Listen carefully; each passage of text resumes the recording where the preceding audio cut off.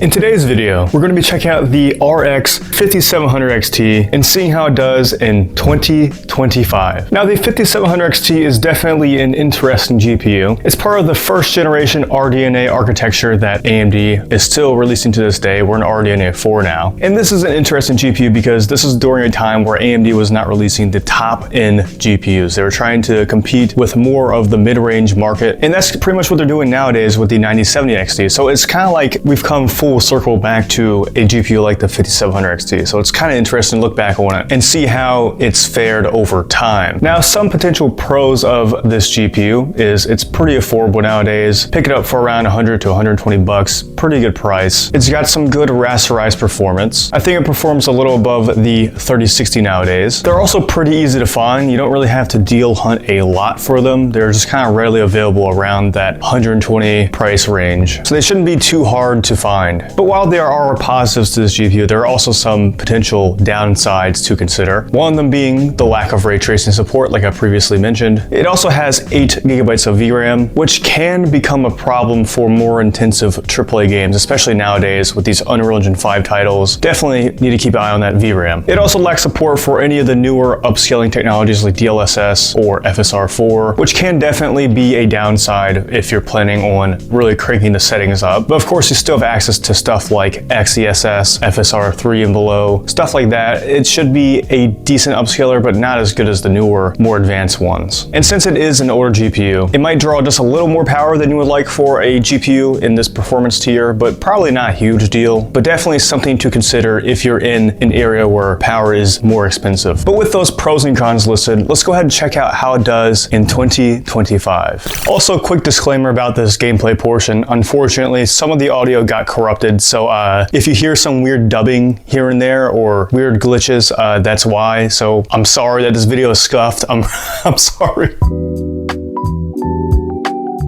Alright, so starting off, we're going to do something a bit easier to run, and that is Counter-Strike 2. And we are playing at the 1440p resolution with all low settings. We do have any sort of upscaling disabled, so it's just the raw output. And we also have anti-aliasing disabled as well. And yeah, let's see how it does. Alright, we are on Mirage right now in a casual game, and I'm spectating one of my teammates right now. I'm not actually playing it, but in terms of how it's looking right now, we're doing pretty good. We're looking to be around the 300 FPS range, maybe a little below or above depending on what's going on and where you're looking. Very, very good performance, obviously. I did not doubt that the 5700 XT would be doing good at this game. It's a pretty easy to run game, especially at these settings, and you know, I don't think you would be angry at all playing a game like this on this GPU, especially at a resolution like this, like 1440p, pretty good resolution to play games at. And obviously at a lower resolution, you would have a higher frame rate if you so desire. But if you do have a 1440p 240 hertz monitor like me, this game runs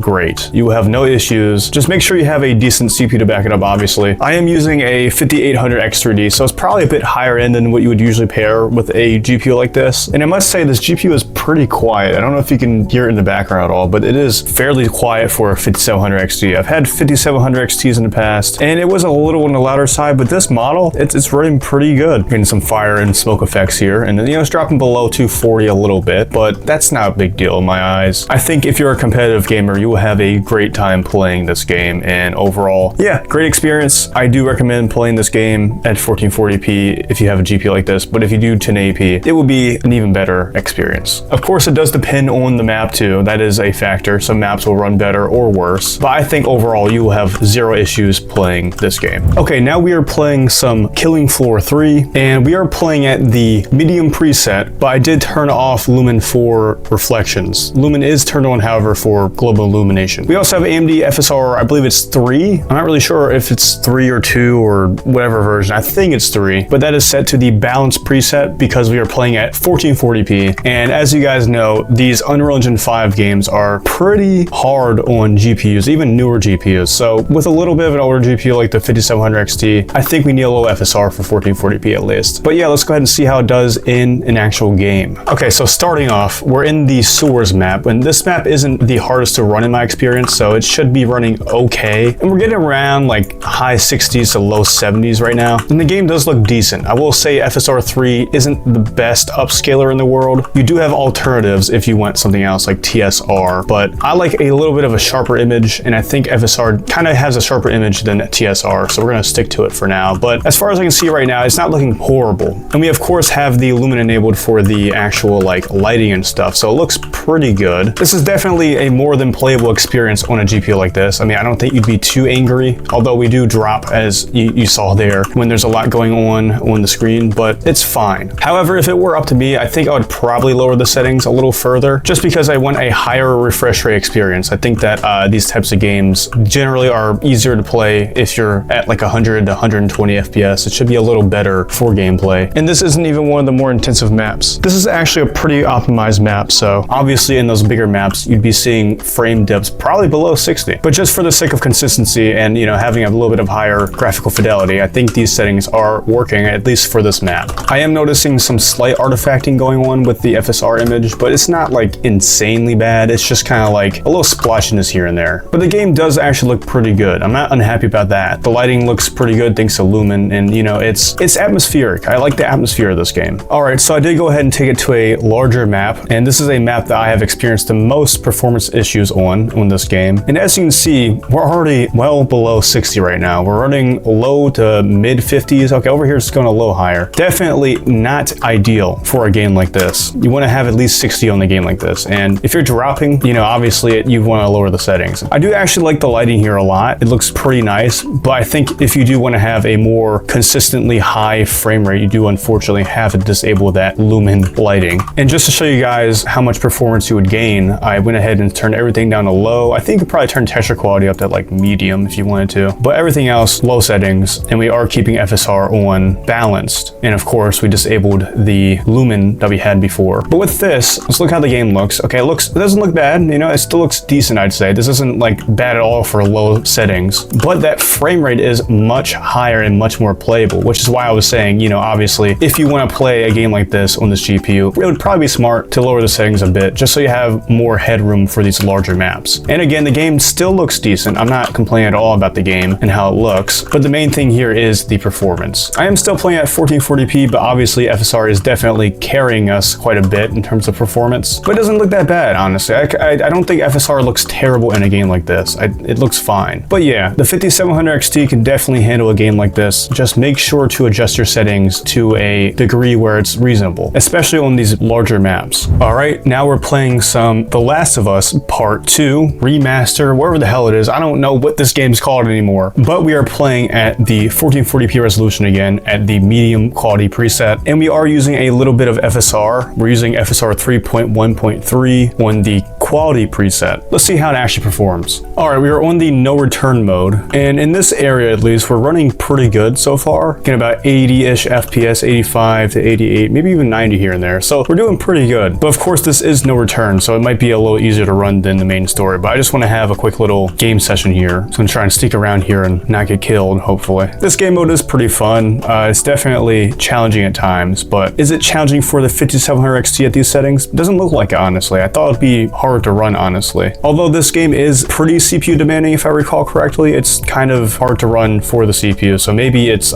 maybe my CPU is helping it quite a bit here. But it does look like if you want a around 60 FPS experience, the 5700 XT is doing a fine job. Okay, so I did actually want to go ahead and go to a part from the main story just to see if it's any different or, you know, worse than the no return mode. And honestly, it's pretty similar. I think with these settings, you would probably get around a locked 60 FPS experience throughout the main story. Maybe some parts would be a little, you know, more intensive, but honestly, this GPU is doing better than I thought it would. And I guess if you want to have a more graphically impressive experience, you do have some headroom there, maybe like a locked 30 FPS situation, but you will want to keep an eye on that VRAM usage because we're running at about 7.5 gigabytes of VRAM usage, and we only have 8 gigabytes total. So try not to crank it up too high, just so you can ensure that it won't go beyond that VRAM limit. But at the settings I chose, I think it's doing very, very good. All right, now we're playing some Metal Gear Solid Delta, and this is a pretty new game, didn't come out too long ago. And we are playing at the 1440p resolution with TSR and quality, and the graphics quality is a mix of medium and high. I just kind of went through here and decided what I think is a good mix, and I think, I think it should perform good. Hopefully, we'll have to see, because this is another Unreal Engine 5 game, so a bit more intensive than games back in the day. But with that, let's go ahead and see how it does in Metal Gear Solid Delta. All right, I load up to a part where I think it's a pretty good,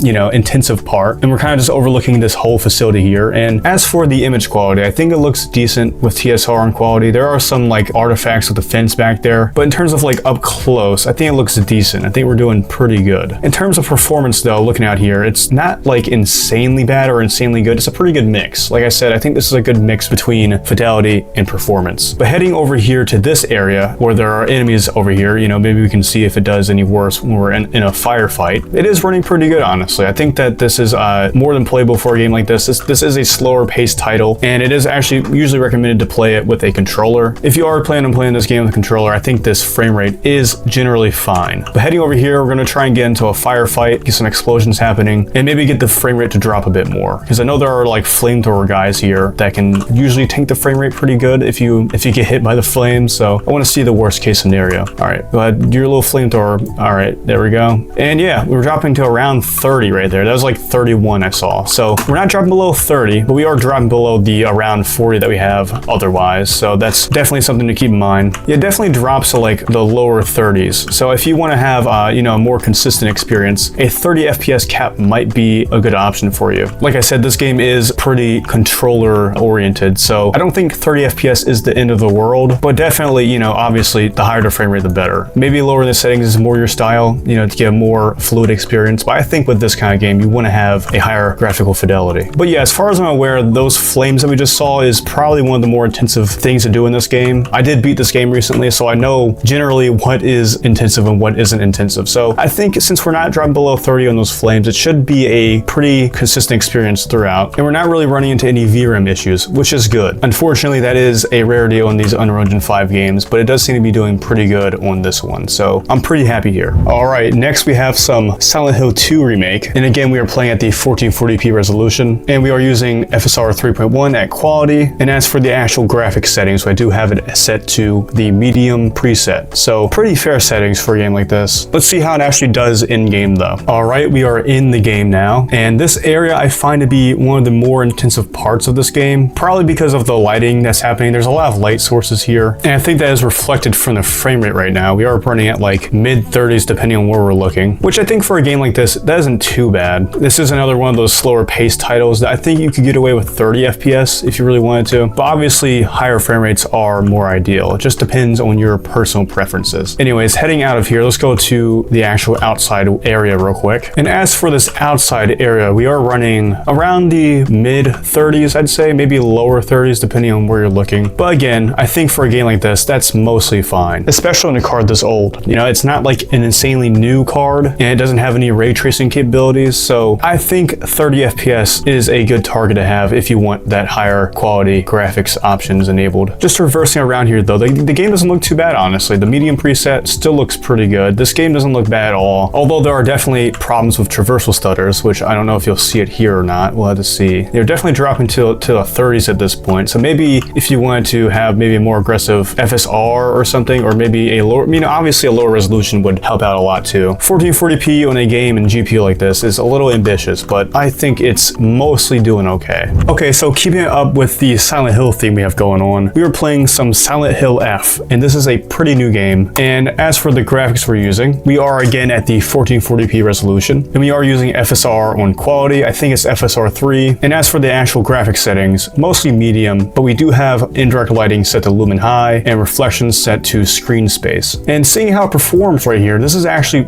really crazy to me. This performs really well, especially for an Unreal Engine 5 title. But just like looking around here, we're getting like 70s to 80s. It's crazy to me. And this game doesn't support frame generation, so there's no frame generation going on here. And the graphics are actually holding up pretty good in my opinion. I think it looks basically just as good as Silent Hill 2 Remake, maybe a little worse or a little better in some areas, but it's doing pretty good. It is at least running better than Silent Hill 2 Remake, I will give it that. And even our VRAM is looking pretty good right now. We're running well below the 8GB frame buffer limit. So we do have some headroom if you want to maybe up the graphics or up the textures at least. Yeah, I can't really say I'm too angry about this at all. This is a really good performing Unreal Engine 5 title. It's the best one I've seen in a long time at least, especially for a AAA game like this. There might be some areas that are maybe a little more intensive. I haven't played through the whole game yet. I'm still playing through it on my own playthrough, but it's been a great game so far, and I am just very impressed with how it's performing on pretty much any GPU right now, on my main system and even this one. This one, it's doing wonderful. I am very happy.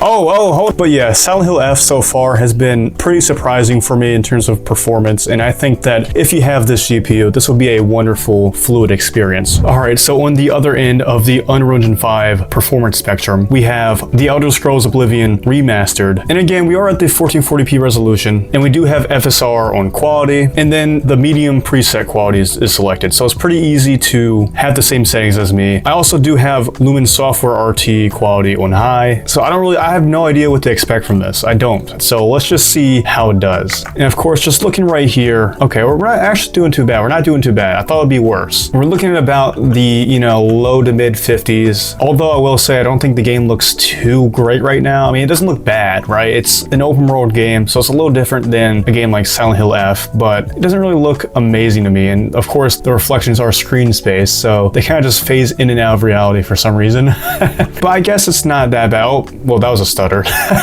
Maybe it is that bad. This is a game that does tend to stutter a lot as you traverse the environment because it is an open world game. So yeah, you won't be escaping that on this GPU, unfortunately. The actual upscaling quality doesn't look too bad though. FSR isn't terrible in this game at all. I do think there is a little bit of ghosting with those rain droplets. I don't know if you can see that, but other than that, nothing really sticks out to me as being terrible. And again, just like any other game, you do have the option of lowering the resolution or lowering the graphic settings if you do want a, more consistent 60 FPS. But this is actually, again, another slow-paced game, so I don't think 50-ish FPS will do too bad, and it should be decently enjoyable, other than the stutters, of course, but that's just Unreal Engine 5 there. I'm trying to see if there's any more intensive areas I can go to. I know some stuff can be a little more intensive, but I think generally in a game like this, the open world is probably the most intensive thing you can do. I do wish the game looked a little better considering the performance, but I mean, this is an open world game. It's not terrible, but it's nothing groundbreaking either, so not the worst performing game I've seen, but also not the best looking game either, so take it as you will. I think the 5700 XT is doing fine though. So it wouldn't be a video of mine if I didn't include this game in the benchmark, and that is Resident Evil 4 Remake. This is a couple years old at this point, but it's still a very good looking game, and I think it's a good performing game as well for the most part. But in terms of settings, we are again at the 1440p resolution, and that is native 1440p. There is no upscaling used, and we are using the prioritized graphics preset, so these are the settings that are used here. And as for how it performs, as you can see, it's doing pretty good. This is probably the most intensive part of this game. This is like the worst case scenario here. I did want to get that out of the way just to see, just how low we can go. But we are getting a pretty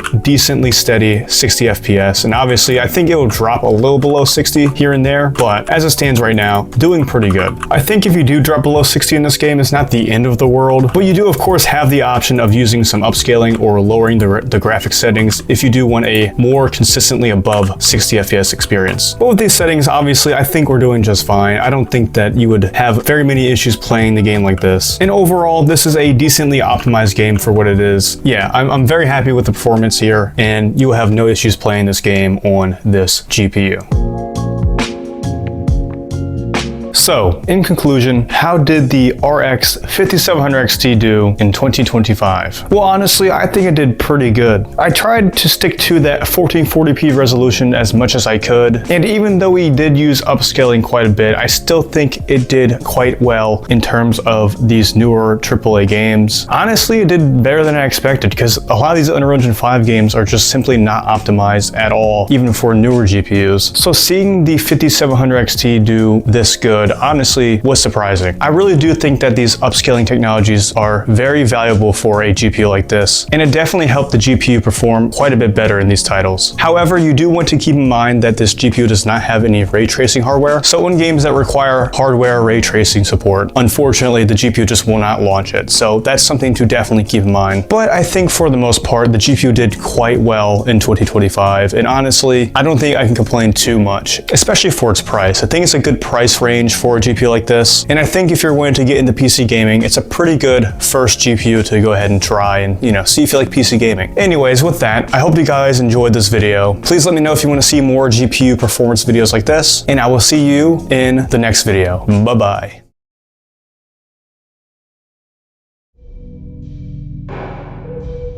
Thank you for watching. Thank you so much to my channel members that have decided to subscribe to my channel membership. It means a lot to me that you guys are supporting my channel financially, and you guys are really helping me bring more content to my channel. So thank you guys so much, and you're awesome.